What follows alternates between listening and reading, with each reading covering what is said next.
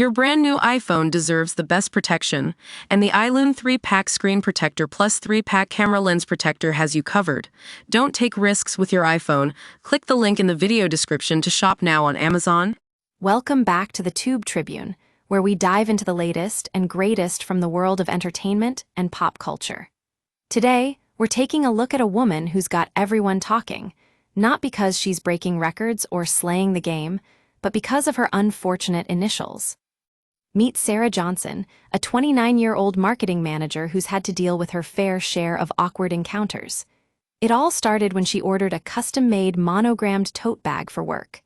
Sounds simple enough, right? Well, not so much for Sarah. You see, her initials, SJ, are a bit of a turnoff. According to Sarah, the bag arrived and was met with a mixture of confusion and horror from her coworkers. "I got so many comments," she reveals on our show.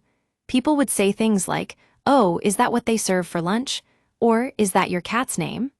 The constant barrage of insensitive jokes made Sarah feel self-conscious every time she carried the bag to work. But it gets even worse. When Sarah tried to order a custom-made phone case with her initials, the company kept returning them because they didn't think the monogrammed letters were stylish enough for their brand. That's right, folks, the Tribune has got the scoop on this ridiculous trend. It seems like some companies are more concerned with appearances than actual customer satisfaction. Now you might be thinking, "Sarah, it's just a bag or phone case. What's the big deal?" But Sarah says that these little things can make a huge difference in how we feel about ourselves. "When I'm carrying around an item with my initials on it, I want to feel confident and empowered," she explains.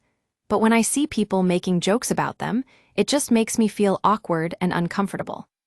As we wrap up this story, we can't help but wonder, what's the real issue here? Is it really about the aesthetics of monogrammed clothing, or is it something more sinister? The Tribune wants to know your thoughts.